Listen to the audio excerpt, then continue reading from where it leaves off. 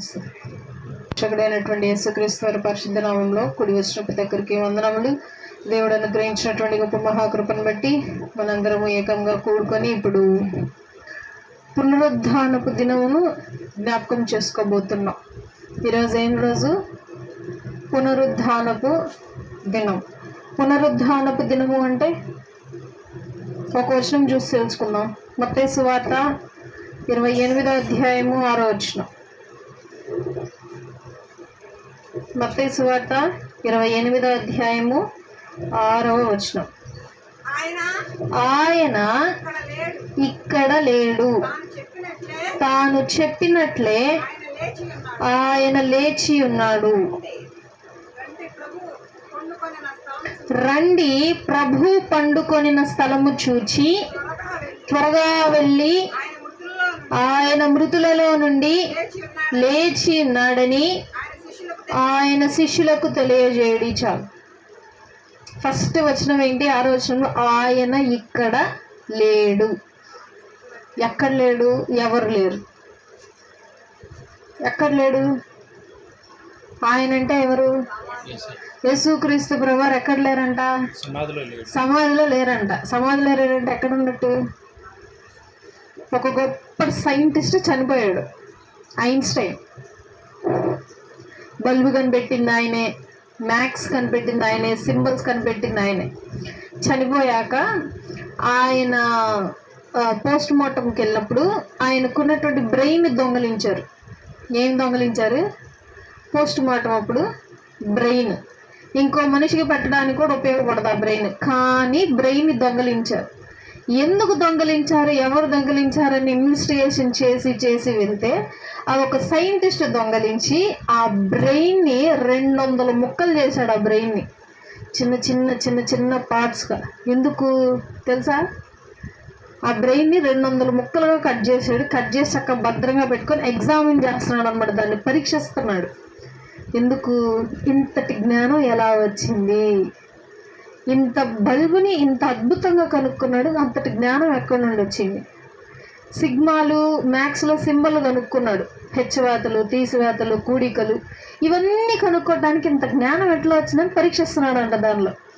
తర్వాత మళ్ళీ ఆయన పట్టుకొని మళ్ళీ ఆ బ్రెయిన్ తీసేసి అట్లాగ పెట్టేసి అంత్యక్రియలు చేశారు. అలా యేసుక్రీస్తు ప్రభువారి సమాధి ఖాళీ ఉందంట. ఆయన అక్కడ లేడు, ఈయన ఇక్కడ లేడు. మరి అక్కడికి వెళ్ళాడు. ఈయన ఇక్కడ లేకపోతే అక్కడికి వెళ్ళాడు. ఏమని చెప్పాడు? బ్రతికున్నంత కాలము దేవుడు మనుష్య కుమారుడు 3వ దినమున తిరిగి ఖచ్చితంగా లేస్తాడు. చెప్పినట్లే యేసుక్రీస్తు ప్రభువారు లేచారు. సమాధి ఖాళీగా ఉంది. ప్రపంచంలో ఎంతోమంది పుట్టారు, చనిపోయారు, కానీ తిరిగి మరలా బ్రతకలేదు ఎవరు. బ్రతికి ఉన్నది ఎవరయ్యా అంటే ఇప్పటిదాకా యేసుక్రీస్తు ప్రభువారు. అయితే బైబిల్లో మనం చూసినట్లయితే మత్తయి సువార్త, మార్కు, లూకా, యోహాను, ఈ 3 చదివితేనే కానీ మనకు పునరుద్ధానం అర్థం కాదు, శిలువ యాగం అర్థం కాదు. ఎందుకు? ఒకటేమో ఇంకో రకంగా ఉంటుంది, ఇంకో సువార్తలో ఇంకో విధంగా ఉంటుంది. అలా ఇప్పుడు నేను ఒకే ఆర్డర్లో చెప్పుకుంటూ వచ్చేద్దాం. క్రీస్తు చనిపోయినప్పటి నుండి ఆయన తిరిగి ఎంతమంది కనిపించాడు, ఎన్ని రోజులు కనిపించాడు, ఎవరెవరికి కనిపించాడు అనేటువంటిది వరుస క్రమంలో చూద్దాం.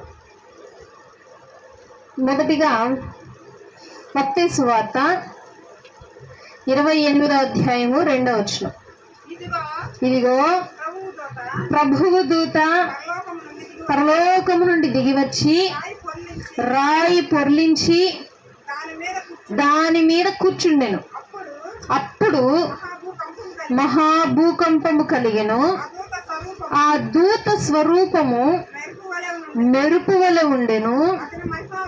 అతని వస్త్రము మహిమంత తెల్లగా ఉండెను. చాలు. ఇదిగో ప్రభువు దూత పరలోకము నుండి దిగివచ్చి రాయి పొర్లించి దాని మీద ఏం చేసిన? రాయి మీద కూర్చో. ఇప్పుడు ఒక క్వశ్చన్. యేసుక్రీస్తు ప్రభువారు రాయి పొర్లించాక బయటకు వచ్చాడా? ఆల్రెడీ ఖాళీగా ఉందా సమాధి? ఆల్రెడీ ఖాళీగా ఉందా? దూత వచ్చి రాయి పొర్లించగానే యేసుక్రీస్తు ప్రభువారు బయటకు వచ్చారా? ఆల్రెడీ ఖాళీగానే ఉంది. అంటే ఆయన ఇంతకు ముందే లేచి ఉన్నాడు. మరి ఎందుకు రాయి పొర్లించడం? వేస్ట్ కదా. దూత వచ్చి మరి ఎందుకు పొర్లించినట్టు? దూత అది పరలోకం నుండి పరిమాల దిగి వచ్చి ఆ రాయి పొర్లించి ఆ రాయి మీద కూర్చోవటం ఎందుకు? ఆల్రెడీ లేచేశాడు కదా క్రీస్తు. ఎందుకు అని అంటే, ఆ యూదులందరూ కలిసి పిలాతు గారి దగ్గరికి వెళ్ళి, అయ్యా ఈ వంచకుడు బ్రతికున్నప్పుడు ఒక మాట చెప్పాడు, నేను మరలా చనిపోయి మరలా 3 రోజుల్లో లేస్తానని ఒక మాట చెప్పాడు. మాకు అది గుర్తుంది. కాబట్టి నువ్వేం చేస్తావంటే, మాకు ఒక అనుమతి కావాలి. మేము సమాధి చుట్టూ మంచిగా కావలి వారిని పెట్టుకుంటాం. ఒక ముద్ర వేస్తాం, పిలాతు ముద్ర. ఆ ముద్ర ఉన్నన్ని రోజులు, ఉన్నంత కాలము ఆ రాయిని ఎవరు పొర్లించటానికి అర్హులు కారు. ఎవరైనా సరే పొర్లిస్తే మరణానికి శిక్ష, మరణానికి పాత్రలు అవుతారని చెప్పి ముద్ర వేయించి ఆ రాయి మీద చక్కగా మంచి బొట్టులను కావలిగా పెట్టేశారు. ఇప్పుడు ఆ రాయి పొర్లించకపోతే లోపల ఉన్న వ్యక్తి ఉన్నాడా లేడా అని తెలుసుదా? తలుపు తీస్తేనేగా లోపల మనిషి ఉన్నాడో లేదో తెలిసిద్ది. తలుపు తడితేనేగా లోపల ఉన్న మనిషి ఉన్నాడో లేదో తెలుస్తుంది. ఉంటే తలుపు తీస్తాడు, లేకపోతే అట్లాగే ఉండదు. సో అదేవిధంగా యేసుక్రీస్తు ప్రభువారు ముందే లేచారు. ఆయన లేచారని తెలియాలి అని అంటే ఏమవ్వాలి? ఫస్ట్ రాయి పొర్లింపబడాలి. రాయి ఎవరైనా పొర్లిస్తారా అంటే పొర్లించలేరు. ఎందుకు? మరణ శాసనం ఆ రాయి మీద రాయబడింది. అందుకని పరలోకం నుండి దేవదూత దిగి తానే ఆ రాయిని పొర్లించి ఆ రాయి మీద కూర్చొని, ఇదిగో సమాధి ఏమై ఉంది? ఖాళీగా ఉంది. ఆయనకు చుట్టినటువంటి పొత్తిగుడ్డలు ఏమైనా చక్కగా అమర్చి ఆ బండ మీద పెట్టున్నాయి. కాబట్టి ఈ యొక్క అద్భుతమును వెళ్ళి ప్రజలందరికీ చెప్పండి, దేవుడు మీ వెనకే వస్తూ ఉన్నాడు, యేసుక్రీస్తు ప్రభువారు. సో రాయి పొర్లింపబడటానికి కారణం క్రీస్తు చనిపోయి మరలా తిరిగి లేచాడు అని సూచనగా చూపించడానికి. తర్వాత ఇంకో విషయం చూద్దాం. మార్కు సువార్త 16వ అధ్యాయము 1-2 వచనాలు. మార్కు 16:1-2 వచనాలు.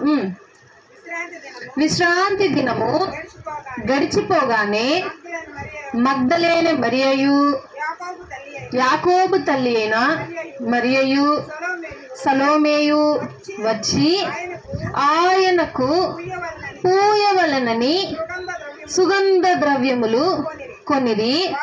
వారు ఆదివారమున పెందలకాడ బయలుదేరి సూర్యోదయమైనప్పుడు సమాధి యొద్దకు వచ్చుచుండగా సమాధి ద్వారము నుండి మన కొరకు ఆ రాయి ఎవడు పొర్లించునని ఒకరితో ఒకరు చెప్పుకొనుచుండిరి.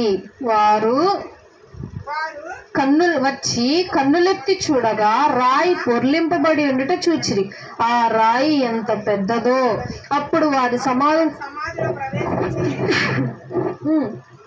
చదవండి.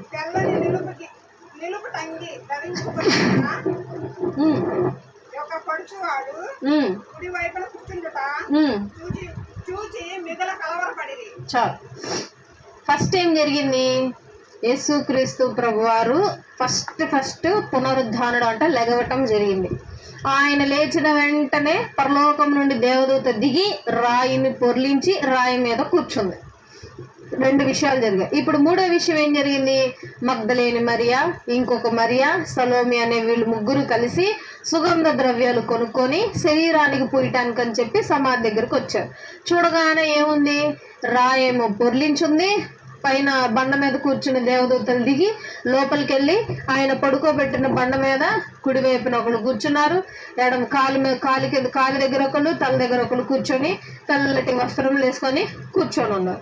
ఏం జరిగింది? వరుస క్రమం చెప్పాను. తర్వాత 3వ క్రమం చూద్దాం. తర్వాత ఏం జరిగింది? ఇంకొక వర్షం చూద్దాం. యోహాను సువార్త 20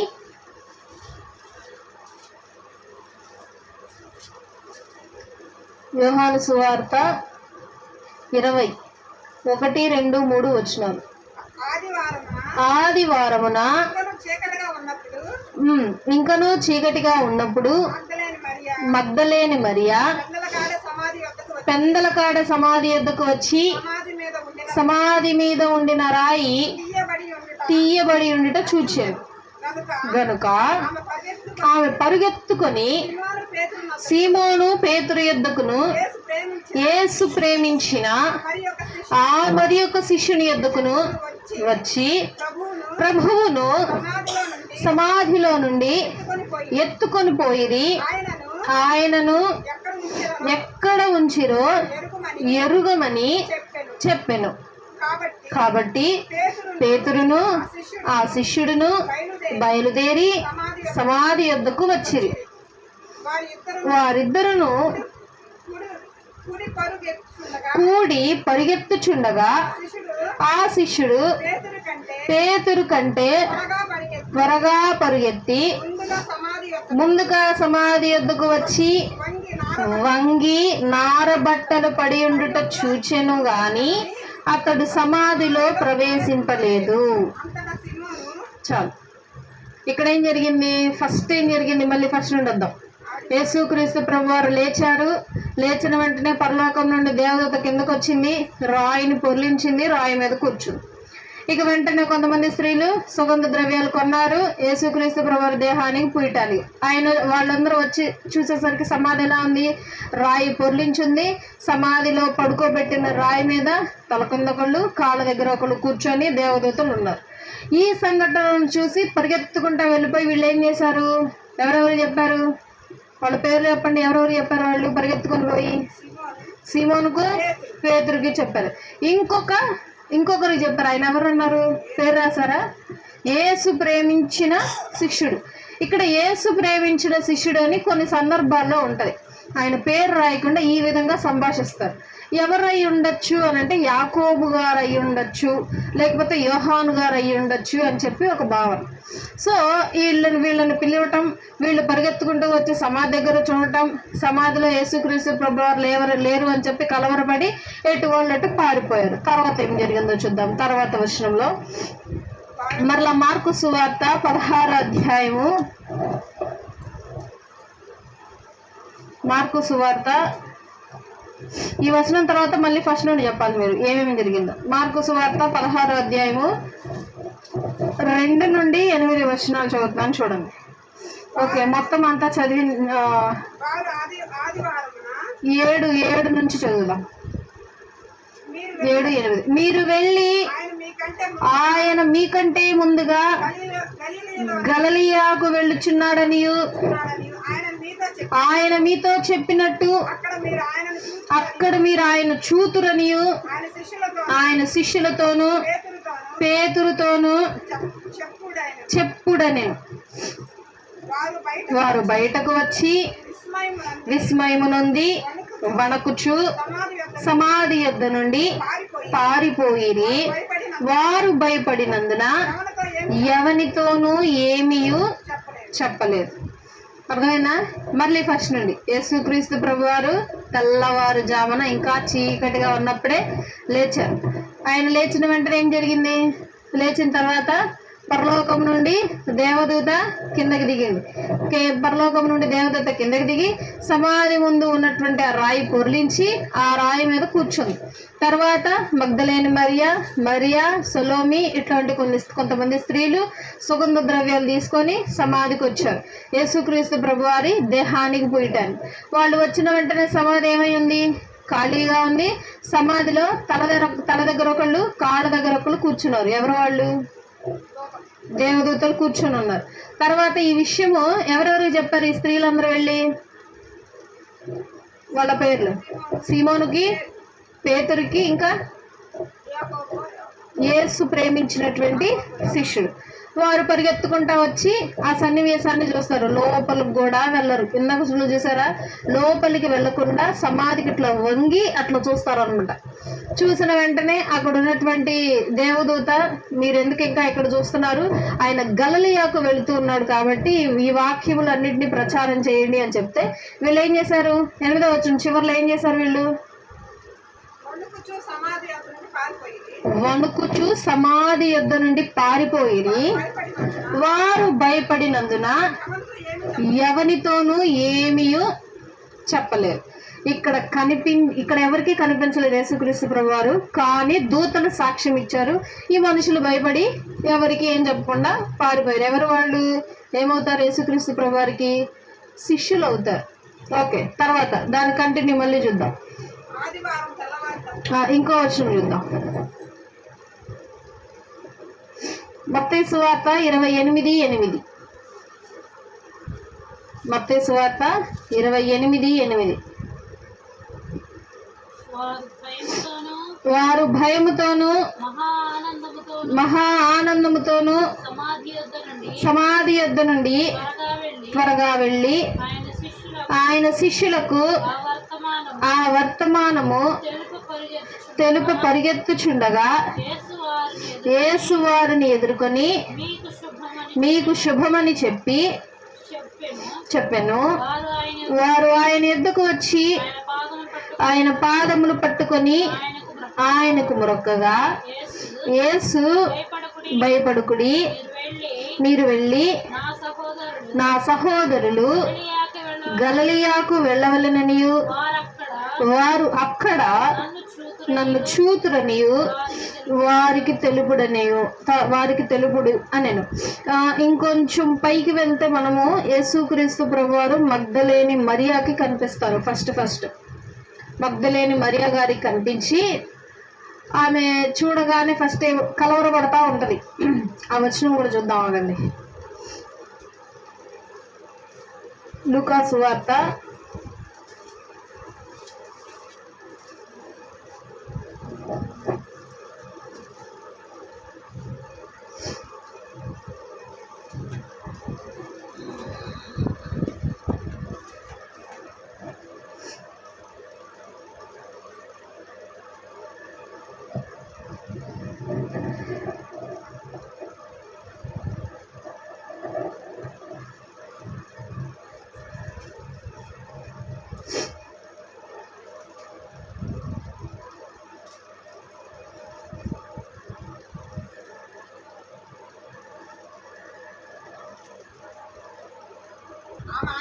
'ఆమె ఆయన వైపు తిరిగి ఆయనను హెబ్రీ భాషతో రబ్బూని అని పిలిచాను.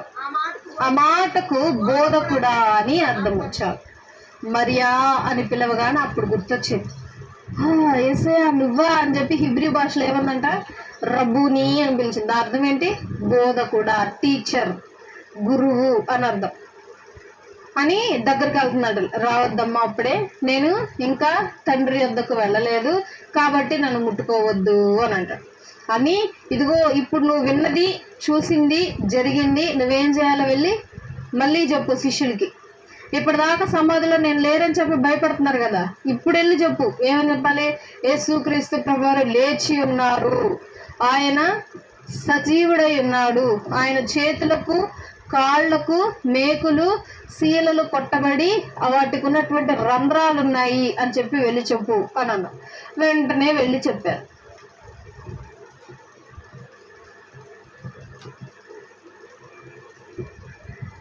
పురిలే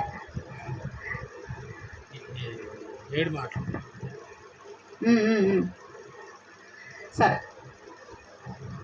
అది ఒకరోజు చెప్తాను. యేసుక్రీస్తు ప్రభువారు లేచి ఉన్నారు అని చెప్పి శిష్యులకి చెప్పండి అని చెప్పి చెప్పారు. ఇక వెంటనే ఏమేం చేసింది? వెళ్ళి చెప్పింది. వాళ్ళందరూ విన్నారు కానీ నమ్మలేదు. విన్నారు, వినటానికి అవునా నిజంగా జరిగిందా అని చెప్పి విన్నారు కానీ నమ్మలేకపోయారు. ఎందుకు? ఎక్కడైనా మనిషి తిరిగి లేవటము అసాధ్యము. ఒకవేళ జబ్బు వచ్చి నయం అవ్వటము సాధ్యమవుతుంది కానీ చనిపోయి తిరిగి లేవటం అనేది అసాధ్యం. అయితే శిష్యులు యేసుక్రీస్తు ప్రభువారి వెంటే తిరిగారు. ఆయన చేసిన ఎన్నో అద్భుత కార్యాలు చూశారు. ఎగ్జాంపుల్, ఒక మనిషిని చనిపోతే రోగం వచ్చి తిరిగి లేపబట్టం కూడా చూశారు. ఎవరా మనిషి? లాజరు సమాధిలో కుళ్ళిపోయే స్థితిలో ఉన్న టైంలో కూడా దేవుడు తిరిగి లేపాడు. అది చూశారు శిష్యులు, కానీ వారు నమ్మలేకపోతున్నారు. కుష్టివ్యాధి కలిగినటువంటి మనుషులను చూశారు, వాళ్ళు స్వస్థపడటం చూశారు, కైనా వాళ్ళు యేసుక్రీస్తు ప్రభువారు లేచారు అని అంటే నమ్మలేకపోతున్నారు. ఎన్నో అద్భుత కార్యాలు, సూచక క్రియలు చూశారు. అయినా సరే శిష్యులకి హృదయం అంతా కఠినం చేసేసుకొని వాళ్ళకి ఏమీ తెలియట్లేదు, కళ్ళు తెచ్చుకోలేదు, వాళ్ళకి ఇంకా అర్థం కాలేదు. తర్వాత ఏం జరిగింది చూద్దాం. యోహాను సువార్త 20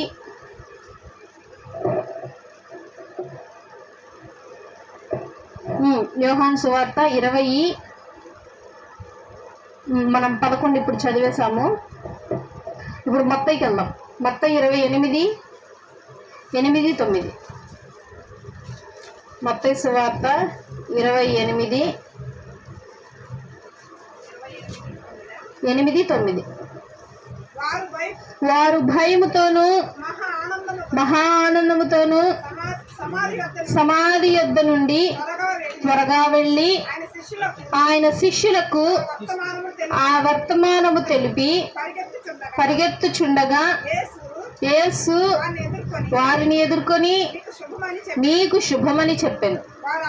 వారు ఆయన దగ్గరకు వచ్చి ఆయన పాదములు పట్టుకొని ఆయనకు మొక్కగా, యేసు భయపడకుడి, మీరు వెళ్ళి నా సహోదరులు గలిలయకు వెళ్ళవలెననియు వారు అక్కడ నన్ను చూతురనియు వారికి తెలుపుడని చెప్పాడు.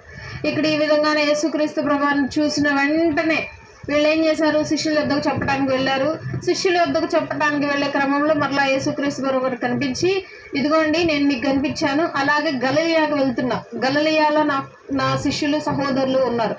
ఎందుకు అక్కడక్కడ ఉన్నారు అని అంటే, వీళ్ళు యేసుక్రీస్తు ప్రభువుని పట్టుకున్న విషయం తెలిసిన వెంటనే శిష్యులందరూ చల్లా చెదురైపోయారు. ఎందుకు? యేసైతే ఉంటే వారికి కూడా శిక్ష వస్తుంది కాబట్టి భయపడి ఎక్కడోళ్ళు అక్కడ పారిపోయి దాక్కున్నారు అనమాట. అందరూ పేతురు గారు, యోహాను గారు, ఇట్లా శిష్యులందరూ ఒక ఇంట్లో దాక్కొని ఉంటే బయటకు వచ్చి 2-3 తలుపు తడతారు. భయంతో ఒక చిన్నపిల్లని పంపించను, ఆ చిన్నపిల్ల చేత తలుపు తీయించను, భయం వేసి. ఎందుకు? యేసుక్రీస్తు ప్రభువుని చంపేశారు, ఆయనతో తిరిగిన శిష్యులు కూడా చంపేస్తారేమో, రోమా సామ్రాజ్యం వచ్చిందేమో అని చెప్పి వాళ్ళు భయంతో ఉండటం, బిక్కుమంటూ. తర్వాత యేసుక్రీస్తు ప్రభువారు తలుపు తట్టడం, ఆ చిన్నపిల్ల తీయటం, ఆయన లోపలికి రావటం, ఇవన్నీ చూడటం జరిగింది. తర్వాత యేసుక్రీస్తు ప్రభువారు బ్రతికి వచ్చారని వారిలో కొంతమంది నమ్మితే ఒకడు మాత్రం నమ్మడు. ఎవరు? తోమ. అవునా, నిజంగా నువ్వు బ్రతికొచ్చావా? సాక్ష్యం ఏంటి? రుజువు ఏంటి నువ్వు బ్రతికొచ్చినందుకు అన్నాడు. ఇదిగో నా చేతిలో గాయాలని ఇలా చూపిస్తా. గాయాలే అని చెప్పి ఇలా వచ్చి చేయబడతారు. ఇట్లా రియల్ గాయాలని చెప్పి భయపడి మోకరించి, నన్ను క్షమించు దేవుడా, ముట్టుకుంటేనే కానీ నేను నమ్మలేకపోయాను అని అంటాడు. ఆయన పేరేంటి? తోమ. ఆయన పేరు తోమ. మన భారతదేశానికి సువార్త వచ్చింది ఆయన మూలంగానే. మనం ఇట్లా కూర్చొని సువార్తను వింటున్నాము, దేవాది దేవుని గురించి తెలుసుకున్నాము అని అంటే కారణము తోమ గారే. పరిగెత్తించి చంపేశారు ఆయన్ని. చెన్నైలో చనిపోయాడు. ఆయన రావటం కేరళకు వచ్చాడు. కేరళలో మన ఇండియాలో ఫస్ట్ చర్చ్ కేరళలో స్థాపించబడింది. కేరళ నుండి మొత్తం వ్యాపించింది అనమాట. సో యేసుక్రీస్తు ప్రభువారు తిరిగి పునరుద్ధానుడయ్యానని చెప్పి ఎవ్వరు నమ్మరు. యేసుక్రీస్తు ప్రభువారు ధారాళంగా ఆయనే కనపరుచుకున్నారు. తర్వాత ఆయన గాయాలు చూపించాడు. ఆయన గాయాలు చూపించిన వారు కొంతమంది నమ్మారు. యేసుక్రీస్తు ప్రభువు లేచారని చెప్పగానే విన్నవారు నమ్మేవారు, చూసిన వారు నమ్మారు, తర్వాత ముట్టిన వారు కూడా నమ్మారు. తర్వాత ఇంకో కొన్ని ఓట్లు చూద్దాం. ఇంకా ఎంతమంది కనిపించాడో చూద్దాం. 1 కొరింథీయులకు రాసిన పత్రిక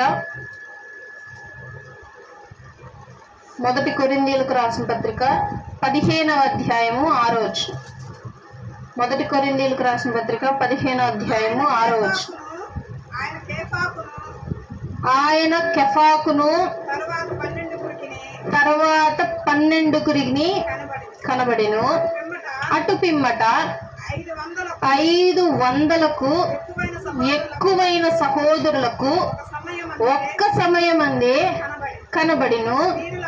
వీరిలో అనేకులు ఇప్పటి వరకు నిలిచి ఉన్నారు, కొందరు నిద్రించి ఉన్నారు.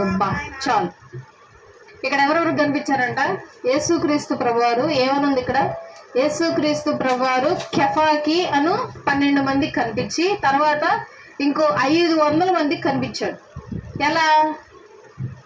500 మందికి ఎలా కనిపించాడు? తర్వాత వచ్చిన ఏమనుంది? కంటిన్యూ. 500 మందికి 500కు ఎక్కువైన సహోదరులకు ఒక్క సమయం అందే కనిపించను. ఇది ఎలా సాధ్యం? ఒకే టైంలో 500 మంది కనిపించారంట. ఎలా సాధ్యం? ఇప్పుడు మనం ఉన్నాం ఎగ్జాంపుల్గా. ఇప్పుడు నేను మా చెల్లికి ఫోన్ చేస్తాను వీడియో కాల్, వెంటనే నేను ఇంకెవరు చేయొచ్చు? మా నాన్న చేయొచ్చు, మేము ముగ్గురు ఉండొచ్చు. అలా ఇంకో 10 మందిని యాడ్ చేసుకోవచ్చు. దేని ద్వారా? ఫోన్ ద్వారా. అప్పట్లో ఫోన్లు ఉన్నాయా? మరి ఎలా కనిపించుండొచ్చు యేసుక్రీస్తు ప్రభు వారు? ఇది ఒక క్వశ్చన్. మరి యేసుక్రీస్తు ప్రభు వారు కొండ మీద ప్రసంగం చేశారు. 5 రొట్టెలు 2 చేపలు ఎంతమంది తిన్నారు? 5,000 మంది తిన్నారు. 5,000 మంది తినే క్రమంలో ఆయన కొండెక్కి ప్రసంగం చెప్తా ఉంటే ఎంతమందికి వినిపించింది, ఎంతమందికి వినిపించలేదు? వినిపిస్తేనే మనుషులు ఏం చేస్తారు? ఉండి వింటారు. వినిపించకపోతే వినిపించట్లేదు, ఎందుకు టైం వేస్ట్ అని. అంటే 5,000 మంది కంటే ఎక్కువ మంది ఉన్నారంటే వాళ్ళందరికీ వినిపించింది. ఎలా వినిపించినట్టు? ఒక్క మనుషుడు 5,000 మందికి వినిపించేంత సౌండ్ బాక్సులు పెట్టుకున్నారా? అప్పట్లో ఏం లేవు. మరి ఏ విధంగా వినిపించుండొచ్చు? ఇది ఒక క్వశ్చన్. మళ్ళీ పౌలు గారు హెబ్రీ భాష మాట్లాడతాడు ఎగ్జాంపుల్గా. ఇప్పుడు ఆయన భారతదేశానికి వచ్చాడు ఎగ్జాంపుల్. మన భాష నేర్చుకోవాలంటే ఎన్ని రోజులు పట్టిద్ది చెప్పండి? ఒక 6 నెలలు. బాగా కొంచెం స్పీడ్గా నేర్చుకోగలిగిన వాళ్ళైతే 6 నెలలు, లేదు కొంచెం తక్కువ నేర్చుకున్న వాళ్ళైతే సంవత్సరం పట్టింది. అంటే పౌలు గారు భాషలు నేర్చుకోవడానికే సంవత్సరాలు పడితే సంఘాలు ఎప్పుడు స్థాపించినట్టు? ప్రతి ఊరికి వెళ్ళి. మరి ఏం భాష మాట్లాడినట్టు ఆయన? ఇంగ్లీష్ అందరికీ రాదు ఇప్పుడు. ఇంగ్లీష్ రాదు అప్పట్లో. ఇప్పుడంటే అందరు నేర్చుకుంటున్నారు కానీ అప్పట్లో ఇంగ్లీష్ అంత ప్రసిద్ధి కాదు. మరి ఏం నేర్చుకున్నట్టు, ఏం జరిగినట్టు అక్కడ? దేవాది దేవుడు ఆరోహణం అయిపోతున్న టైంలో శిష్యులందరూ ఒక మాట అడుగుతారు. ఉంటారు. ఇప్పుడు ఎగ్జాంపుల్గా పౌలు గారు ఎన్నో సంఘాలను స్థాపించారు. కొరింథీ సంఘము, గలతీ, ఇంకా ఎఫెసీ, కొలస్సీ, వీళ్ళు ఉన్నారు. ఇప్పుడు ఎగ్జాంపుల్గా ఆయన 2 భాషలు మాట్లాడాడు. మరి దశలోనిక సంఘం ఉంది. ఆ సంఘం ఏ భాష? ఆయన ఏం భాష మాట్లాడాడు అంటాడు? వాళ్ళేమో ఆయనకి సమాధానం చెప్పుకుంటాడు. యేసుక్రీస్తు ప్రభు ఆరోహణం అయిపోయే టైంలో శిష్యులందరూ ఒక క్వశ్చన్ అడుగుతారు. మీరు ఇప్పుడు వెళ్ళిపోతున్నారు, మరి మాకు తోడెవరు ఉంటారు? మీరున్నంత కాలము మమ్మల్ని హెచ్చరించారు, మాకు సరి చేశారు, బాగుంది. ఇప్పుడు మీరు వెళ్ళిపోతారు, మేము తప్పు చేస్తాం, మాకెవరు సరి చేస్తారు? మమ్మల్ని ఎవరు సరిదారిలో పెడతారు అని అంటే, ఇదిగో నా తర్వాత ఇంకొకరు రాబోతున్నారు భూలోకానికి. ఎవరు? ఆయన ఆరోహణం అయిపోయిన వెంటనే ఇంకొకరు దిగారు. ఎవరు? ఎవరు తెలీదా? ఏసై వెళ్ళిపోయాడు. ఏసై తర్వాత ఇంకొకరు దిగారు కిందకి. పరిశుద్ధాత్మ దేవుడు ఇంక మనతోనే ఉన్నాడు కదా. పరిశుద్ధాత్మ దేవుని సహాయంతో పౌలు గారు భాషలు మాట్లాడారు. పరిశుద్ధాత్మని సహాయంతో యేసుక్రీస్తు ప్రభువారు ఒక్క మాటలు మాట్లాడిన వెంటనే ఆ మాటలు ప్రతి ఒక్కరికి అర్థమయ్యేలా మారాయి. పరిశుద్ధాత్మని సహాయంతో 500 మందికి ఒకేసారి కనిపించాడు. ఇది ఎలా సాధ్యం? పౌలు గారు ఒక చోట ఒక సంఘటన ఉంటుంది. పౌలు గారు ఇట్లా అందరినీ సమకూర్చి వాక్యం చెప్తా ఉంటే, ఇప్పుడు ఎగ్జాంపుల్గా ఆయన తెలుగులో చెప్తున్నాడు. మీరు ఇంగ్లీష్ వాళ్ళు, నేను తెలుగు ఆమెను, మీరు ఇంగ్లీష్ వాళ్ళు. పరిశుద్ధాత్మ దేవుడు ఏ విధంగా ఉపయోగపడతాడు, ఏ విధంగా పనిచేస్తాడో చెప్తా. నేను నా భాషలో తెలుగులో చెప్తా, కానీ మీకు అర్థమయ్యేది ఇంగ్లీష్లో అర్థమవుతుంది, కానీ మీకు వినిపించేది ఇంగ్లీష్లో వినిపిస్తుంది. అంటే ట్రాన్స్లేట్ అయిపోతుందంట ఆటోమేటిక్గా. ఈ విధంగా ఆయన సువార్త నడిచింది. ఈ విధంగా ఆయన సంఘాలను కట్టాడు.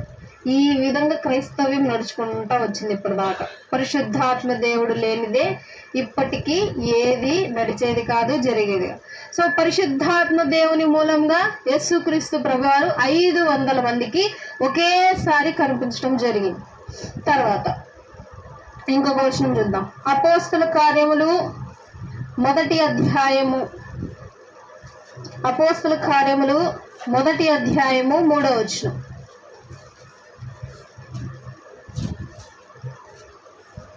అపోస్తల కార్యములు 1వ అధ్యాయము 3వ వచనం.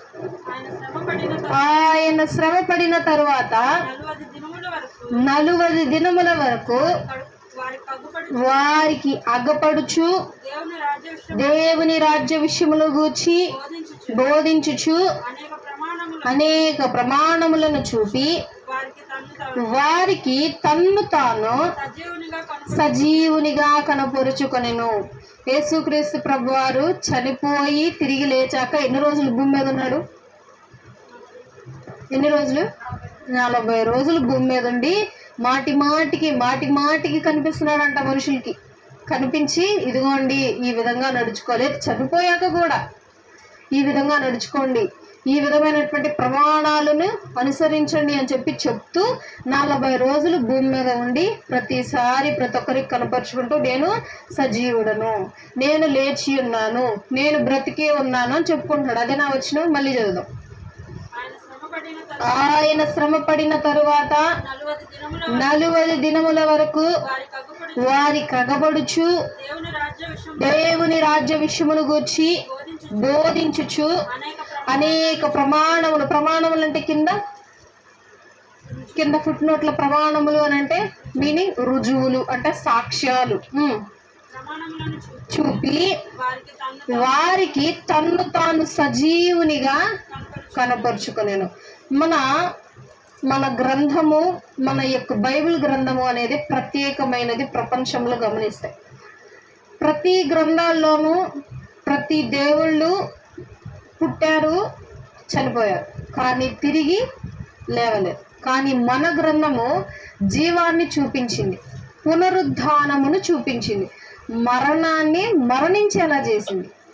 మరణం ఏమైంది? మరణించింది. ఫస్ట్ మరణం అంటే మనుషుడికి ఎంత భయమో ఇప్పుడు మనుషుడు మరణానికి భయపడక్కర్లేదు. ఎందుకు? మరణాన్ని ఓడించిన వీరుడు సజీవుడై ఉన్నాడు. ఇప్పుడు సమాధి ఏమైంది? ఖాళీగా ఉంది. చూడు సమాధి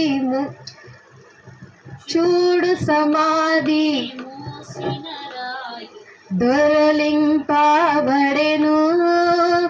అందువేసిన ముద్రయు కావలి నిలచిన దైవసుతుని అందువేసిన ముద్రయు కావలి నిలచిన దైవసుతుని అందు. సమాధి ఖాళీగా ఉంది ఇప్పటి వరకు. నేటి వరకు ఆ సమాధి ఖాళీగానే ఉంది. నేటి వరకు ఆయన వస్త్రములు అలాగా మంచిగా అమర్చి మ్యూజియంలో పెట్టారు. ఇప్పుడు కొత్తగా ఒక పుకారు వచ్చింది. ఏంటి అని అంటే యేసుక్రీస్తు ప్రభువారు 70% ఇండియా నుండి వెళ్ళినోడే, ఇండియనోడు అని చెప్పి. యేసుక్రీస్తు ప్రభువారు ఎవరంట? ఇండియాలో పుట్టినవాడు, ఇండియాలో బుద్ధుడి వెంట శిష్యరికం తీసుకున్నవాడు, ఇండియాలో విశ్వవిద్యాలయం, నలంద విశ్వవిద్యాలయం అని యూనివర్సిటీ, ఆ యూనివర్సిటీలో చదువుకున్నాడు ఆయన ఒక శిష్యుడు అని చెప్పి ఇప్పుడు వచ్చిందనమాట. నవ్వు వచ్చింది చూడగానే. ఎట్లా రుజువు కూడా జర్మనీలో ఒక యూనివర్సిటీలో ఆయన చుట్టినటువంటి గుడ్డలకి బ్లడ్ మరకలు అంటుతాయి. ఆ గుడ్డని టెస్ట్ చేశారంట. తర్వాత దానికంటే బ్లడ్ని టెస్ట్ చేశారు. టెస్ట్ చేస్తేనేమో ఆ డిఎన్ఏ ఏమో 70% మన ఇండియన్ వాళ్ళకు కలుస్తుంది. ఆయనకు చుట్టినటువంటి క్లాత్ మన ఇండియా నుండి ఎక్స్పోర్ట్ అయింది. కాబట్టి ఆయన ఎవరు? ఇండియా. ఆయన ఎట్లా పూజిస్తారు మీరు అని అంటున్నారు. యేసుక్రీస్తు ప్రభువారు చనిపోయినప్పటి నుండి తిరిగి లేచినప్పుడు, ఆయన పుట్టినప్పుడు ప్రతీదీ ఎన్ని యూనివర్సిటీలు రీసెర్చ్ చేశాయో చెప్పలేం.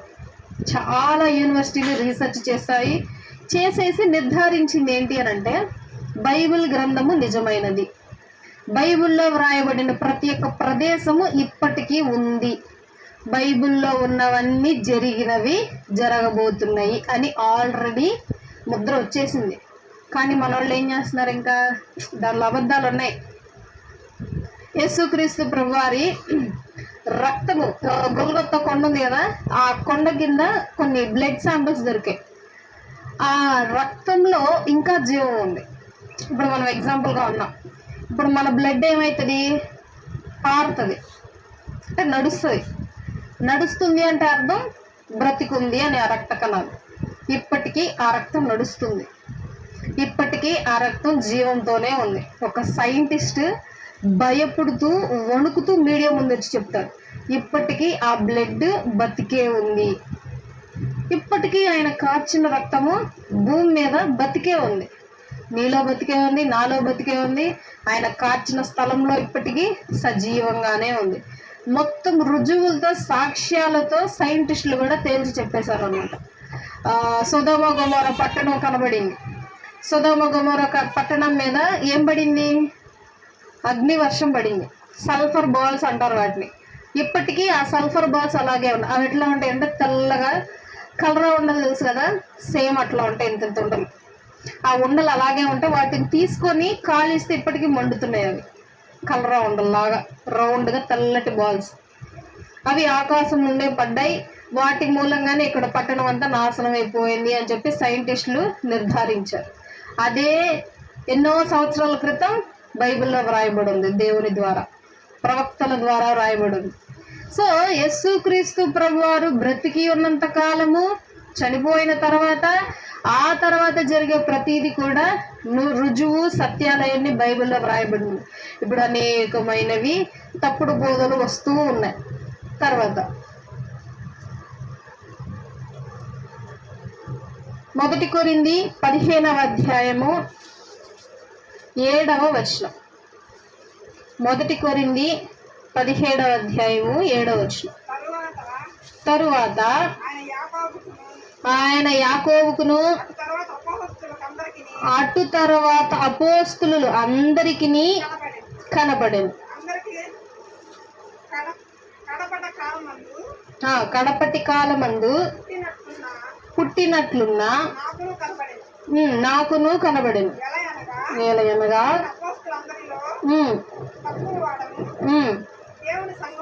దేవుని సంఘమును హింసించినందున అపోస్తలుడు అనబడుటకు యోగ్యుడను కాను. చాలు. అందరికీ కడపట కాలమందు ముందు తర్వాత ఆయన యాకోబుకును అటు తర్వాత అపోస్తలులకు అందరికీ కనబడారు. అపోస్తలులు అనంటే శిష్యులని అపోస్తులు అంటారు. అపోస్తులు అర్థం ఏంటి అంటే పిలువబడిన వారు అని అర్థం. యేసుక్రీస్తు ప్రభువారు ఎవరినైతే పిలుస్తారో, పిలువబట్టం అంటే కొంతమంది చెప్తా ఉంటారు సాక్ష్యాలు, మీకు వినే ఉండుంటారు నాకు తెలిసి. నా దేవుడు కల్లోకి వచ్చి నాకు చెప్పాడు సేవ చేయమని చెప్పి, నా దేవుడు మా పాస్టర్ గారి ద్వారా చెప్పారు సేవ చేయమని చెప్పి, నా దేవుడు నా జీవితంలో డైరెక్ట్గా నాతో మాట్లాడాడు సేవ చేయమని చెప్పి, ఇలాంటి వారిని అపోస్తులు అంటారు. అంటే దేవుడు వారిని పిలవటం. పౌలు గారిని అలా పిలవలే దేవుడు.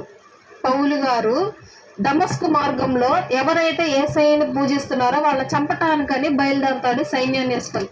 అప్పుడు యేసుక్రీస్తు ప్రభువారు కనపడటం జరుగుతుంది.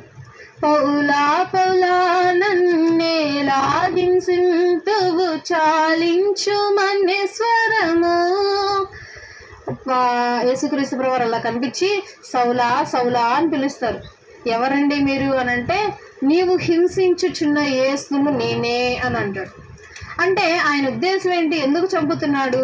ధర్మశాస్త్రం ప్రకారం యెహోవా మాత్రమే దేవుడు, నేను తప్ప వేరొక దేవుడు నీకు ఉండకూడదు, అది ఆజ్ఞ. ఆజ్ఞను పాటించకపోతే చంపేయాలి అనే ఆలోచనలో ఈయన ఉంటాడు. సో ఈయన అదే విధంగా యేసుక్రీస్తు ప్రభువారిని పూజిస్తున్నారని చెప్పి పూజించి ప్రతి ఒక్కరిని చంపేస్తాడు, చిన్న పిల్లలతో సహా. అది పాపం అనుకోలేదు, పుణ్యం అనుకున్నాడు ఆయన. అప్పుడు యేసుక్రీస్తు ప్రభువారు కనిపించి, నేను సజీవుడను, నేను ఉన్నాను, నన్ను నీవు హింసిస్తున్నావు నా ప్రజలను చంపేస్తూ. అప్పుడు ఆయన మారుతాడు.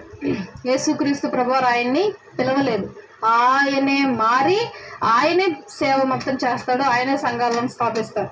అందుకని నేను అపోస్తలుడను అని పిలవటానికి నేను అర్హుడను కాను అని అంటాడు కొన్ని చోట్ల. కానీ నేను అపోస్తలుడనే.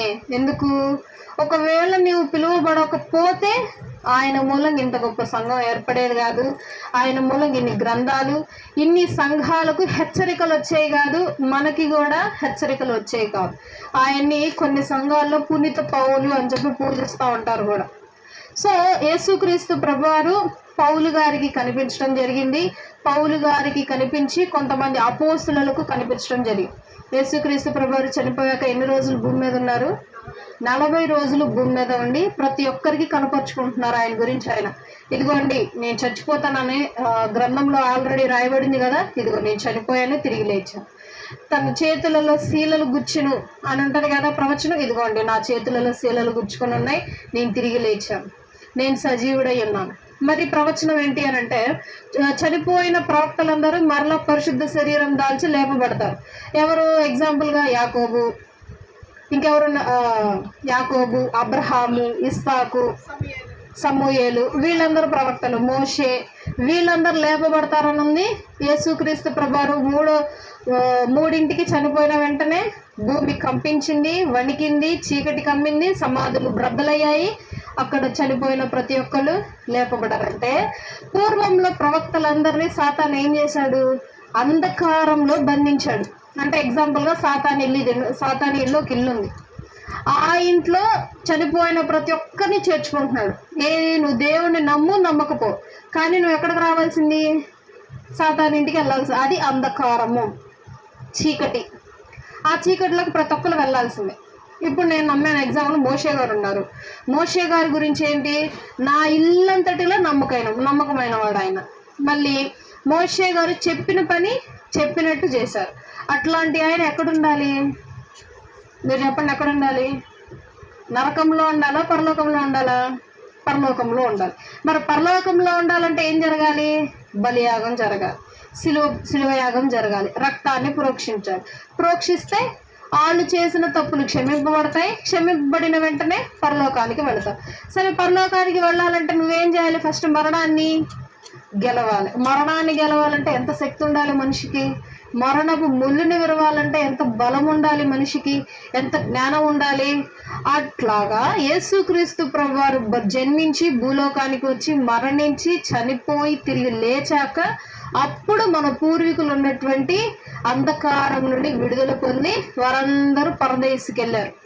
యేసుక్రీస్తు ప్రభువారు చనిపోయి తిరిగి లేచిన వెంటనే పరదేశ ప్లేస్ మారింది. ఎక్కడికి వెళ్ళిందో తెలుసా? ఇప్పుడు మధ్యాకాశానికి వెళ్ళింది. ఆకాశములు, మహాకాశములు, 3 ఆకాశాలు ఉన్నాయి. ఇప్పుడు పరదేశం ఎక్కడుంది? మధ్యాకాశంలో ఉంది. యేసుక్రీస్తు ప్రభువారు పక్కన ఉన్నటువంటి దొంగతో అంటాడు, అయ్యా నీవు చనిపోయాక మొత్తం అంతే అయిపోయాక నన్ను మాత్రం జ్ఞాపకం చేసుకో అని అంటాడు ఒక దొంగ. నేడు నీవు నాతో కూడా ఎక్కడుంటావు? పరదేశంలో ఉంటావు. యేసుక్రీస్తు ప్రభువారు రాకముందు ఎక్కడుంది పరదేశు? భూమి కింద ఉంది. యేసుక్రీస్తు ప్రభువారు వచ్చి చనిపోయి తిరిగి లేచాక ఇప్పుడు ఎక్కడుంది? ప్లేస్ మారి మధ్యాకాశానికి వెళ్ళింది. ఇప్పుడు ఆ దొంగ ఎక్కడున్నాడు? పరదేశంలో ఉన్నాడు. ఇప్పుడు మనందరం ఎక్కడికి వెళ్తాం? పరదేశకే వెళ్ళిపోతాం. కొన్ని రోజులు అక్కడే ఉంటాం. తర్వాత దేవుడు తీర్పును వహిస్తాడు. అప్పుడు ఆ తీర్పు అప్పుడు ఎటు వాళ్ళు అటు వెళ్తారు. గొర్రెలు ఒకవైపు, మేకలు ఒకవైపు, భక్తులు ఒకవైపు, భక్తిహీనులు ఒకవైపు, దేవుని ప్రేమించిన వారు ఒకవైపు, దేవుని పొడిచిన వారు ఒకవైపు. అలా అప్పుడు విభజించడం జరుగుతుంది. తర్వాత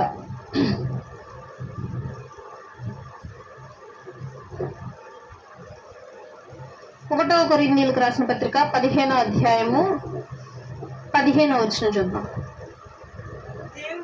దేవుడు క్రీస్తును లేపెనని ఆయనను గూర్చి మేము సాక్ష్యమి చెప్పి ఉన్నాము కదా. మృతులు లేపబడని ఎడల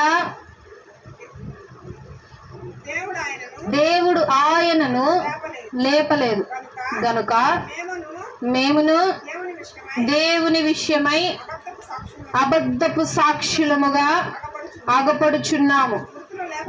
మృతులు లేపబడని ఎడల క్రీస్తు కూడా లేపబడలేదు. చాలు. ఫస్ట్ ఎవరు లేచారు? క్రీస్తు చనిపోయిన వెంటనే పాతి పెట్టబడినటువంటి పూర్వీకులు లేపబడ్డారు. వాళ్ళు కానీ లేపబడకపోతే క్రీస్తు కూడా ఎక్కడికి వెళ్ళిపోతాడు? పాతాళానికి వెళ్ళిపోతాడు ఆయన కూడా. ఇక ఆయన పుట్టి వేస్ట్, రక్తం ప్రోక్షించి వేస్ట్, మన కొరకు త్యాగం చేసి వేస్ట్, అంతా వేస్ట్ అయిపోయింది. ఆయన గనక లేపబడకపోతే 17వ వచనం చూద్దాం. క్రీస్తు లేపబడని ఎడల మీ విశ్వాసము వ్యర్థమే. మీరింకను మీ పాపంలోనే ఉన్నారు. అంతేకాదు క్రీస్తునందు నిద్రించిన వారును నశించిరి. ఈ జీవిత కాలం మట్టుకే మనము క్రీస్తునందు నిరీక్షించు వారమైన ఎడల మనుష్యులందరికంటే దౌర్భాగ్యులమై ఉందుము. చూసారా, చాలా క్లారిటీగా రాశారు పౌలు గారు. దీని అర్థం చెప్తా. యేసుక్రీస్తు ప్రభువారు గనక లేపబడకుండా ఆయన కూడా పాతాళంలో ఉండిపోతే ఇప్పుడు నువ్వు నేను ఇక్కడ కూర్చొని ఆయన గూర్చి తెలుసుకోవటం వేస్ట్, ఆయన గూర్చి పాడటం వేస్ట్, ఆయనకు ప్రార్థన చేయటము వ్యర్థం. కాబట్టి యేసుక్రీస్తు ప్రభువారి కోసం చనిపోవటం కూడా వ్యర్థం. హతసాక్షులు ఎంతమంది అయ్యారు? యేసుక్రీస్తు ప్రభువారిని వెంబడించిన 12 మంది శిష్యులు హతసాక్షులు. ఒక్కొక్కరికి ఒక్కొక్క మరణ శిక్ష వేశారనమాట. ఒక శిష్యుడిని అయితే వెంటాడి ఆయన ఇట్లా చెట్టుకి ఇట్లా ఆనుకొని ఉంటాడు, అట్లా బాణం వేస్తారు. ఈ బాణము చెట్టుకు అట్లా కట్టుకుపోయి ఉంటుంది. ఆయన ముందుకు రాలేక వెనక్కి రాలేక కింద పడిపోలేక అట్లాగే నుంచొని అలాగే కొనూపిరితో అల్లాడిపోయి చనిపోయాడు ఒక ఆయన. ఇంకొక శిష్యుడు పారిపోయి చెట్టుకు పెద్ద తొర్ర ఉంటుంది, పిడుగులు పడినప్పుడు చెట్టు మధ్యలో తొర్రలు పడతాయి, ఆ తొర్రలు దాక్కున్నాడు. ఇల్లు ఆయన తొర్రలో దాక్కుంటే చుట్టూరు కిరోసిన్ పోసి తగలబెట్టేశారు. ఆయన దానిలోనే తగలబడిపోయి అల్లాడిపోయి చనిపోయాడు. ఇంకొక ఆయన్ని అడ్డంగా సిలువేశారు, ఇంకొక ఆయన బ్రతికొండగానే చర్మాన్ని ఇట్లా తీసి చర్మాన్ని మొత్తం తీశారు బ్రతికొండగానే. ఈ విధంగా నరకం చూపించి చంపేశారు హతసాక్షులు.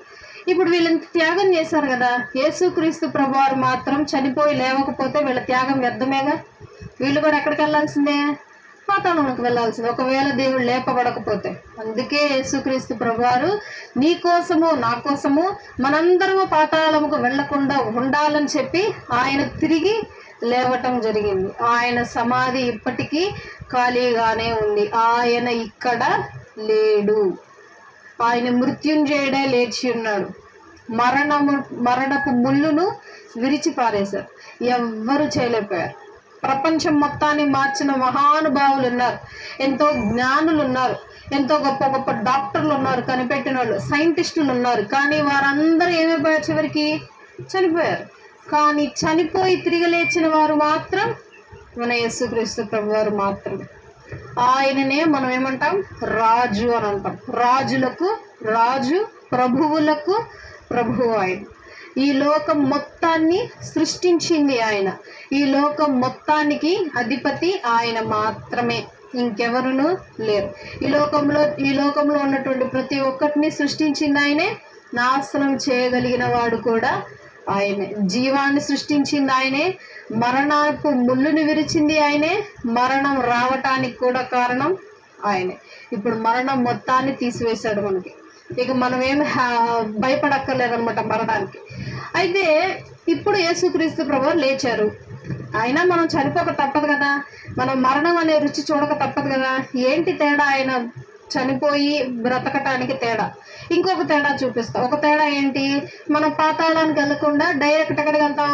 పరదేశకి వెళ్తాం. అదేమి పరలోకం టైపులో ఉండదు, ఈక్వల్ టు ఒక నరకం టైప్లోనే ఉంటుంది, కానీ అది పాతాళం కాదు. అయితే ఇంకొక ఉపయోగం ఏంటి అని అంటే, యేసుక్రీస్తు ప్రభువారు తిరిగి లేపబడటానికి. ఇప్పుడు ఎగ్జాంపుల్, మనందరం ఇట్లా కూర్చొని ఉన్నాం. యేసుక్రీస్తు ప్రభువారు రాకడొచ్చింది. ఎక్కడ వస్తుంది ఆయన రాకడ? మధ్యాకాశానికి వచ్చింది. మధ్యాకాశానికి రాగానే దూతలు బూర ఊదుతాయి, కడబూర అంటారు దాన్ని, కడబూర శబ్దము ఊదుతాయి. ఊదిన వెంటనే పరిశుద్ధాత్మ దేవుడు ఒక్కొక్కరికి ఒక్కొక్క ముద్ర వేస్తాడు అనమాట. ఆయనకి ఇష్టం వచ్చిన ముద్ర వేస్తాడు. ఎగ్జాంపుల్గా మన ముద్ర సిలువ వేసుకోండి, మన ఆత్మలకు ఏమేస్తాడు? సిలువ ముద్ర. ఎవరికి వేస్తాడు అది? ఎవరైతే పరిశుద్ధాత్మ దేవుని మాట వింటారో, ఆయన చెప్పింది చేస్తారో, ఆయన చెప్పినట్లుగా నడుచుకుంటారో వారికంటూ ముద్ర వేస్తాడు. ఎప్పుడైతే ఆ బూర ఊదటం వింటారో ఆ ముద్ర వేసుకున్న ప్రతి ఒక్కరు లేపబడతారు. ఎలా లేపబడతారు? చనిపోయి లేపబడరు, బ్రతికుండగానే లేపబడతారు. ఆల్రెడీ పాత నిబంధన కాలంలో ఉన్నారా? శరీరాంతా ఎత్తబడిన వారు ఎవరు? హానోక్ గారు. దేవునితో నడుచుకుంటూ వెళ్ళిపోయాడంట పరలోకానికి. ఆయన అసలు ఎంత ఆశ్చర్యం చూడండి. ఆయన బ్రతికున్నంత కాలం దేవునితో నడుస్తూ ఉన్నాడు, అలా నడుస్తూనే వెళ్ళిపోయాడు ఆయన పరలోకానికి. మనం కూడా అంతే. దేవుడు చనిపోయి తిరిగి లేవటానికి ఇంకో కారణం ఏంటి అని అంటే, మనము మరణము రుచి చూడక్కర్లేదు, ఇట్లాగే శరీరాలతో లేపబడిపోతాం. అందుకే యేసుక్రీస్తు ప్రభువారు మరణాన్ని జయించి 3వ రోజు లేచాడు. 3వ రోజు ఎందుకు లేచాడు? తెల్లవారుజామని చెప్పారు. 4వ రోజు లేవచ్చుగా, 5వ రోజు లేవచ్చుగా, లేదు 2వ రోజు లేవచ్చుగా, 3వ రోజే ఎందుకు లేచాడు? అప్పట్లో ఏం చేసేవాళ్ళు అంటే, ఒక వారం రోజులు లేకపోతే 4 రోజులు సమాధుల్లో ఉంచేవారు శవాన్ని, దేహాన్ని ఉంచి తర్వాత తీసుకెళ్ళి పాతి పెట్టేస్తారు. అప్పటిదాకా ఏం పూస్తారు? ఒంటికి సుగంధ ద్రవ్యాలు పూస్తారు. బోళము అనే పదార్థం ఉంటుంది. అదేం చేస్తుందంటే మనిషి శరీరాన్ని భద్రపరిచింది. మనిషి శరీరం అది చల్లగా ఉంటుంది. దాన్ని పూసిన వెంటనే శరీరం గడ్డగట్టింది. గడ్డగడితే ఏమవుతుంది? ఆ ఐస్ గడ్డలో ఉన్నటువంటి పదార్థం ఏదైనా సరే ఆ గడ్డ ఉన్నంత కాలము ఉంటుందా, చచ్చిపోయిద్దా, కుళ్ళిపోద్దా? ఇప్పుడు పాతకాలంలో ఏం చేసేవాళ్ళు? మనిషి చచ్చిపోగానే, ఇప్పుడు ఏం చేస్తారు? మనిషి చనిపోగానే ఏం చేస్తారు? ఐస్లో పెట్టేస్తారు. పాతకాలంలో ఐస్ గడ్డ తెచ్చి, అంత ఐస్ గడ్డ దాని మీద నోక పోసి దాని మీద పడుకోబెడతారు. ఎందుకు? త్వరగా శరీరం కొల్లకుండా ఉండటానికి, వాసన రాకుండా ఉండటానికి ఐస్ గడ్డలో పెడతారు. అదే ఐస్ గడ్డ టైప్లో ఈ బోళం ఏం చేస్తుంది? బాడీ మొత్తాన్ని గడ్డగట్టేలా చేసింది. గడ్డగట్టిన వెంటనే ఏమైపోయింది? బాడీ కుళ్ళిపోవటం ఆపిద్ది అనమాట. ఒక్కరోజు ఆపిద్ది. ఆ తర్వాత రోజు మళ్ళీ స్టార్ట్ అయింది. అప్పటికి ఏమైపోయింది? గడ్డ కరిగిపోయింది. అందుకు చనిపోయిన 3 రోజుల దాకా చక్కగా సుగంధ ద్రవ్యాలన్నీ పూస్తా ఆ తర్వాత వదిలేసి తీసుకెళ్ళిపోయి పాతి పెట్టేస్తారు. మనిషి శరీరము 3 రోజుల తర్వాత నుండి ఏమైంది? కొల్లటం స్టార్ట్ అయింది. యేసుక్రీస్తు ప్రభువారికి అప్పటికే సుగంధ ద్రవ్యాలన్నీ పూయటం జరిగింది. ఏంటి? సమాధిలో పెట్టేటప్పుడే మొత్తం పూసి పెడతారు అనమాట. సో యేసుక్రీస్తు ప్రభువారు 3ంటికి చనిపోయారు. 6ంటికి విశ్రాంతి దినం స్టార్ట్ అయింది. అంటే 3 గంటల్లో అంత్యక్రియలు స్టార్ట్ అయిపోయినాయి. గబగబా సిలువ మీద నుంచి దింపారు, చక్కగా తీసుకొచ్చేసారు. యూదుల్లో పెద్దలందరినీ తీసుకొచ్చారు. వాళ్ళ ఆచారం ప్రకారం చక్కగా అత్తరు అవన్నీ పూసి, ఆ బోళం అంతా పూసి, చక్కగా సన్నపు నారబట్ట తీసి మొత్తాన్ని చుట్టేసి అక్కడ కొంచెం పడుకోబెట్టేశారు. 3 గంటలు ఇదంతా జరిగిపోయింది సమాధి కార్యక్రమం.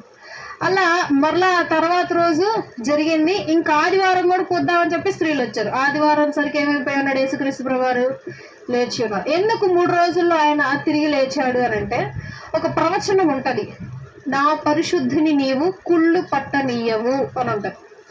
యేసుక్రీస్తు ప్రభువారు గొప్పవాడు అయితే, మృత్యుంజయుడు అయితే, దేవాది దేవుడు అయితే ఆయన శరీరమును కుళ్ళు పట్టనివ్వకుండా లేపుతాడు. ఇదే మీకు సూచన అని ఉంటుంది. అందుకే యేసుక్రీస్తు ప్రభువారి శరీరము కుళ్ళు పడలేదంట. అంటే ఆయన శరీరము కుళ్ళిపోకుండా, ఆయన తనకున్నటువంటి వెంట్రుకలు రాలిపోకుండా, బాడీలో ఏ పార్ట్ చెడిపోకుండా వెంటనే ఏ విధంగా చనిపోయాడో ఆ విధంగానే తిరిగి లేపడం జరిగింది. అంటే ఆయన బ్రతికున్నంత కాలం ఏంటి? ప్రవచనాలు నెరవేర్చుకుంటూ వచ్చాడు. అందుకే ఒక చోట అంటాడు ఆయన, నేను ప్రవచనమును నెరవేర్చుటకే వచ్చి తిని కానీ కొట్టివేయటానికి నేను రాలేదు. ఎక్కడ దేన్ని కొట్టేయలేదు ఆయన. ప్రతిదీ నెరవేర్చుకుంటూ వచ్చాడు. పుట్టినప్పటి నుండి చనిపోయేదాకా దీనుడై దరిద్రుడై పుడతాడు. అలాగే పుట్టాడు. పశువుల పాకలు పశువుల తొట్టులో పడుకోబెట్టారు. తర్వాత అపహాస్యంతో ఆయన గుద్దుతారు, కొడతారు, హింసిస్తారు. ఆయన మీద అబద్ధ సాక్ష్యాలు మోపుతారు, అన్యాయంగా చంపేస్తారు. అదే విధంగానే చంపేశారు ఆయన. తర్వాత ఆయన 3 రోజుల్లో తిరిగి లేస్తాడు. అలాగే లేచాడు. 3 రోజుల్లో లేచాక తర్వాత చనిపోయినటువంటి పూర్వీకులందరూ లేపబడతారు. పరదైస్ ప్లేస్ మారిద్ది. 40 రోజులు మొత్తాన్ని కనపరుచుకుంటారు. 40 రోజుల తర్వాత ఆయన ఆరోహణం అయిపోతారు. 40వ రోజు. ఇవన్నీ జరగాలి అని ఆల్రెడీ ప్రవక్తలు రాసి పెట్టేశారు. జరిగింది. ప్రతి ఒక్కటి జరిగేలా చేసి ఆయన వెళ్ళిపోవటం జరిగింది. సో యేసుక్రీస్తు ప్రభువారు ఇంత గొప్ప కార్యములు, ఇంత గొప్ప క్రియలు మనకి చూపించటానికి కారణం ఏంటి అని అంటే, నేనే నిజమైన దేవుడను అని చెప్పుకుంటున్నాడు ఆయన. నేనే సజీవుడను అని చెప్పుకుంటున్నాడు ఆయన. ఆయన చెప్తున్నది మనము నమ్మగలిగితే, దేవుడు అంటాడు, నమ్ము ప్రతివానికిని అనుగ్రహింపబడు, నమ్మని వారు ఏమవుతారు? పాపంలో నెట్టివేయబడతారు. తోమా గారు చూసారా? చూసి వేలు పెట్టేదాకా ఆయన ఏంటి? నమ్మల. వేలు పెట్టాక నమ్మారు. అయితే నేనేమంటానంటే తప్పేముంది అని అంట. అనుమానం ఉండటంలో తప్పులేదు. అయితే యేసుక్రీస్తు ప్రభువారు ముందే చెప్పారు, నేను మరలా 3వ రోజు తిరిగి లేస్తాను. అది మర్చిపోవటం తప్పు. దేవాది దేవుని ఎదుట ఉంటూ, ఆయనతోనే ఉంటూ, ఆయనతోనే తింటూ, ఆయన చుట్టూ తిరుగుతూ, ఆయనతోనే బ్రతుకుతూ 33 సంవత్సరాలు ఆయన చెప్పిన మాటలు మర్చిపోవటం చాలా గొప్ప నేరము, పాపం. అట్లాంటి వారంగా మనం ఉండకూడదు. ఆయన చెప్పిన మాటలు ఎవరు గుర్తుపెట్టుకున్నారో తెలుసా? ఆయన ఎవరైతే అప్పగించారో ఉన్నారే ప్రజల పెద్దలు, ప్రధాన యాజకులు, వాళ్ళు గుర్తుపెట్టుకున్నారు. ఆ వంచకుడు బ్రతికున్నంత కాలము 3వ రోజు లేస్తానని చెప్పాడు. కాబట్టి ఆ సమాధిని భద్రపరచడానికి మాకు అధికారం ఇవ్వండి అని అడుగుతున్నారండి. ఈ మాటలు ఎవరు గుర్తులేవు? వెనక తిరిగే వాళ్ళకు గుర్తులేవు. ఆయన ఎప్పుడైతే చంపాలనుకుంటారో వాళ్ళకు గుర్తున్నాయి. దీన్ని బట్టి ఏమర్థమైంది? మన గురించి ఎవరికి తెలుస్తుంది? బాగా మన శత్రువులకే తెలుస్తుంది మన గురించి. మన చుట్టాలకి, ఇరుగు పొరుగు వారికి, మన బంధుమిత్రులకి అసలు ఏమీ తెలియదు. మన గురించి ఎవరికి తెలుస్తుంది?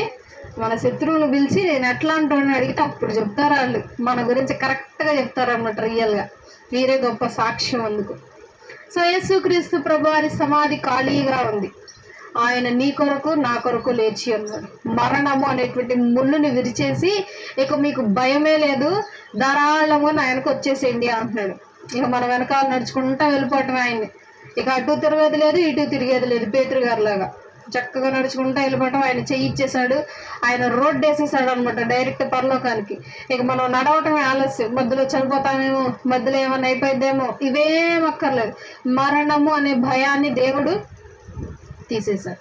దేవాది దేవుడు ఇంత గొప్ప కార్యము, ఇంత గొప్ప అద్భుతము మన జీవితంలో చేసి ఉన్నాడు. మనం ఎప్పుడు ఈ యొక్క కార్యక్రమాలు, ఈ యొక్క జీవితం, దేవుడు అనుగ్రహించిన జీవితము, దేవుడు చేసిన అద్భుతాలు, ఇవన్నీ మన జీవితాల్లో ఎప్పుడు జ్ఞాపకం చేసుకుంటూ ఉండాలి. అందరి తలలోంచి కళ్ళు మూసుకున్నట్లయితే ప్రార్థన చేసుకుందాం. ఈ యొక్క జీవితంలో చేసినటువంటి గొప్ప కార్యమును బట్టి ప్రార్థన చేద్దాం అందరం. పరిశుద్ధులను ప్రధాన దూతలతోనూ మానవ కోటి సమూహములతోనూ పొగడబడినటువంటి తండ్రి, నీకు వందనములు, స్తుతులు, స్తోత్రం ప్రభువా. ఎంతో మంది రోజున చూడలకు నశించిపోచుండగా మీరు మమ్మల్ని అలాగ చేయకుండా ఇప్పటికీ సజీవులకు ఉంచిన విధానం బట్టి మీకు స్తుతులు, స్తోత్రాలు. నా తండ్రి ప్రభువా, ఈ రోజు నా తండ్రి మేమందరము ఏకంగా సమకూడి నా ప్రభువా నేను స్తుతించి ఘనపరిచి నా ప్రభువా మీ యొక్క అమూల్యమైన మాటలు మేమందరం వినుటకు నా తండ్రి గొప్ప ధన్యత, కృప మాడలో చూపించారు. కృతజ్ఞత అయ్యా. నా ప్రభు మరణపు ముళ్ళును విరిచి నా తండ్రి ప్రభువా అయ్యా నువ్వు జయించి ఉన్నటువంటి విధానం బట్టి నీ కృతజ్ఞతలు అయ్యా. మీరు మమ్మలను పాతాళంలోనికి పడిపోకుండా నా ప్రభువా మా అందరికీ నిత్య జీవమును నా తండ్రి మరణము రుచి చూడకుండా ఉండుటకు నా ప్రభువా ప్రతి ఒక్కరికి నీ అవకాశం ఇచ్చిన విధానం బట్టి మీ కృతజ్ఞతలు నా తండ్రి అయ్యా. ప్రభువా మీరు జయశీలుడై నిరూపించి ఉన్నారు నాయన అయ్యా. రుజువులు చూపించి ఉన్నారు నాయన, సాక్ష్యములు చూపించి ఉన్నారు నాయన, గొప్ప సాక్షులను ఏర్పరచుకున్నారు ప్రభువా అయ్యా. ఇంత గొప్ప రక్షణను బట్టి మేము ఏమీ ఇవ్వలేము నా తండ్రి, నీకే స్తోత్రాలు ప్రభువా అయ్యా. మా జీవిత కాలం అంతయు నా తండ్రి మీకు కృతజ్ఞత తండ్రి ప్రభా స్తుతులు చెల్లించుకుంటున్నా తండ్రి. మా జీవితాలను మీకు అర్పించుకుంటూ ఉంటాం నాయన, నీకే స్తోత్రాలు. వినటువంటి ప్రతి ఒక్క వాక్య భాగం ప్రతి ఒక్క హృదయంలో భద్రపరచండి. వారి జీవితాలకి ఒక వాక్య భాగం వెలుగుగా ఉండటకు సహాయం చేయండి, మార్గదర్శిగా ఉండటకు సహాయం చేయండి నా తండ్రి, నీకే స్తోత్రము ప్రభు. సమాధిని జయించి నా తండ్రి ప్రభా నీవు లేచి ఉన్నావు, అమరుడవును అని చెప్పి నిరూపించి ఉన్నావు నా తండ్రి. నీవు దేవాది దేవుడవు, రాజులకు రాజువు, ప్రభువులకు ప్రభువు అని చెప్పి నా తండ్రి ప్రభా నిరూపించి ఉన్నావు. ప్రవచనములను నెరవేర్చి ఉన్నావు, తండ్రి యొక్క మాటను నెరవేర్చి ఉన్నావు, తండ్రి యొక్క ఆజ్ఞను పాటించి ఉన్నావు నా తండ్రి, నీ కృతజ్ఞత అయ్యా. నీకు వల్ల మేము కూడా విధేయత కలిగి మా జీవితాలను మార్చుకునే కృపను అనుగ్రహించండి. నీకు మాదిరిగా ప్రేమ అనేటువంటి భావమును నా తండ్రి అలవర్చుకున్నటకు సహాయం చేయండి నా తండ్రి, నీకే స్తుతులు, స్తోత్రాలు. సంఘాన్ని దీవించండి, ఆశీర్వదించండి. సంఘంలో ఉన్న ప్రతి ఒక్కరిని మీరు జ్ఞాపకం చేసుకోండి. కావాల్సిన ప్రతి ఒక్క అవసరత ప్రతి ఒక్కరికి అనుగ్రహించండి నా తండ్రి. ఎన్నో ఇబ్బందులతో, ఎన్నో బాధలతో, వేదనలతో నీ యొక్క సన్నిధికి వచ్చి ఉన్నారు నాయన. ప్రతి ఒక్కరిని ముట్టండి, స్వస్థపరచండి. కావాల్సిన ప్రతి ఒక్క అవసరము నా తండ్రి ప్రభువా నీ యొక్క కుటుంబీకులకు, నీ యొక్క బిడ్డలకు అందజేయండి నా తండ్రి. ప్రతి ఒక్కరూ మేలులు పొందుకున్న తండ్రి నీ యొక్క సన్నిధిలో గొప్ప సాక్షులుగా నిలవనటకు సహాయం చేయండి నా ప్రభువా, నీకే స్తుతులు, స్తోత్రాలు. ఈ యొక్క దినమును మమ్మల్ని అందరినీ సమకూడి మాకు ఇచ్చినటువంటి అమూల్యమైన మాటలను బట్టి కృతజ్ఞతలు. అవి మా హృదయంలో భద్రపరచుకున్న ప్రతిరోజు దినదినము నెవరు వేసుకునే భాగ్యం అనుగ్రహించండి నా తండ్రి. నీకే స్తోత్రాలు, వందనాలు అయా ప్రభువా. ఇట్టి ఘనతను, ఇట్టి ప్రేమను మేము దినదినము జ్ఞాపకం చేసుకుంటూ అయా తెలియని వారికి తెలియజేసి కృపను నాకును ఇక్కడున్న ప్రతి ఒక్కరికి నీ అనుగ్రహించండి నా తండ్రి. నీకే స్తోత్రాలు ప్రభు.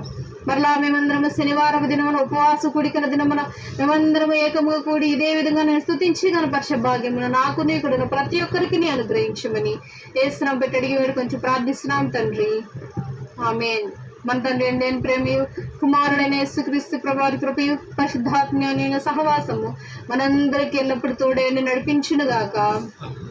ఆమేన్. అందరూ చెప్పాలి ఆమేన్. అందరికీ వందనాలు.